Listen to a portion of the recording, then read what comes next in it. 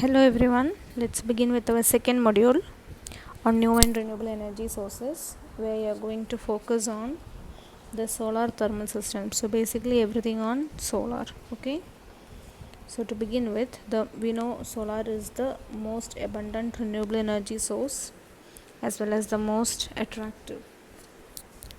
The solar energy is radiated in the form of electromagnetic radiations.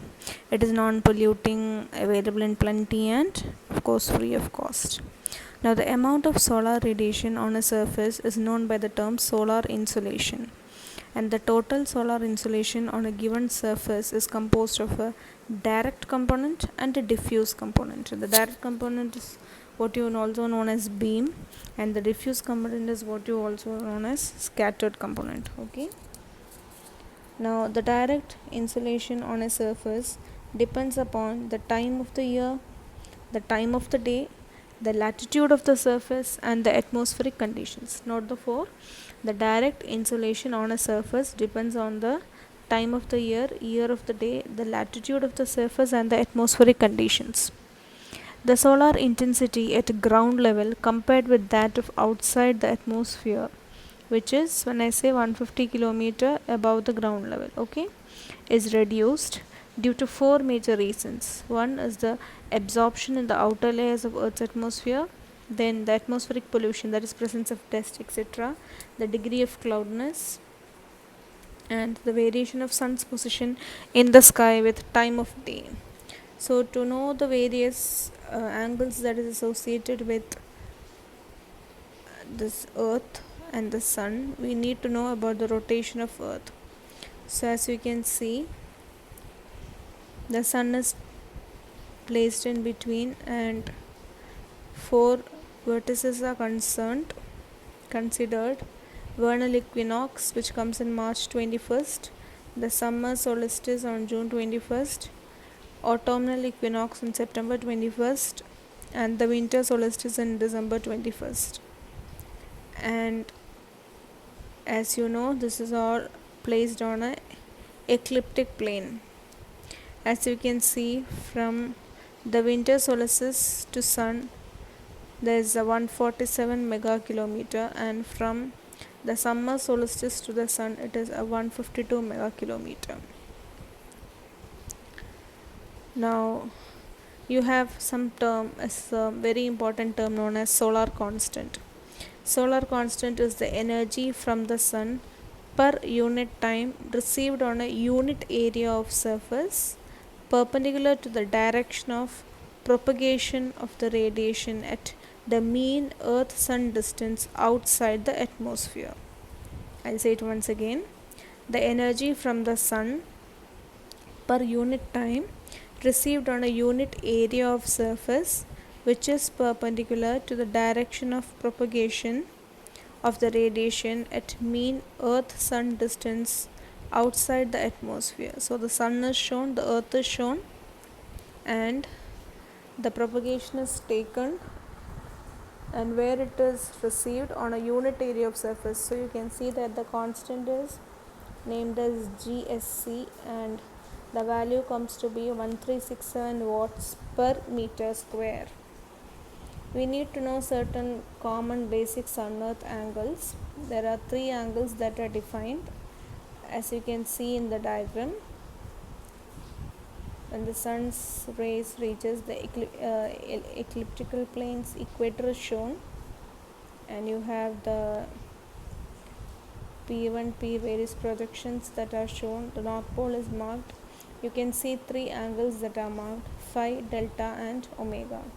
So we will be explaining what these three angles are, that is phi, delta, and omega. Phi is known as the latitude, delta is known as the declination, and omega is known as the hour angle. Okay, so let's see one by one. Latitude of a place is the angle subtended by the radial line joining the place to the center of the earth with the projection of the line on the equatorial plane. As you can see from the figure, phi is marked between P1, which is falling on the equator, and P. P is the angle that is subtended by the radial line that is joining the place at the center of the earth. So that along with the projection gives you the latitude. Conventionally, the latitude for northern hemisphere is measured positive. So we generally consider from the northern hemisphere as positive. Declination or delta. It is the angle subtended by a line joining the centers of the earth and sun with its projection on earth's equatorial line. The declination occurs as the axis of the earth is inclined to the plane of its orbit at an angle 66.5 degrees. See the marking of delta in the figure. The centers of earth and sun are shown as joint. Okay, so the angle that is subtended by a line which joins the earth and sun with the projection on earth's equatorial plane,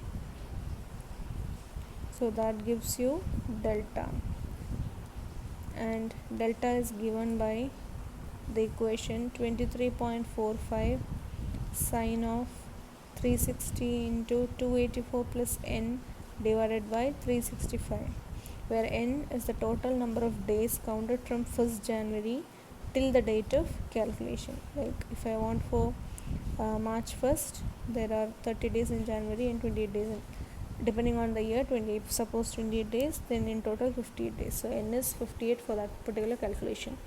So എന്താണോ നമ്മൾ choose ചെയ്യുന്ന month ഏതാണ് date of കാൽക്കുലേഷനിലേക്കുള്ള number of days ആണ് എന്നെ calculate ചെയ്യുന്നത്. Okay, the next angle is the hour angle.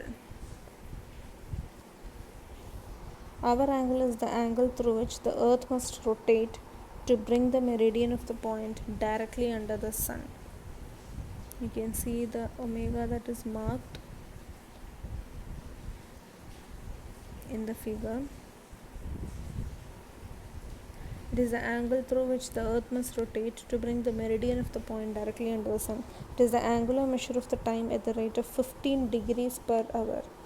Basically, it is measured from noon based on the local apparent time being positive in the afternoon and negative in the forenoon. Morning time la negative, afternoon time aanu positive aayittu edukka.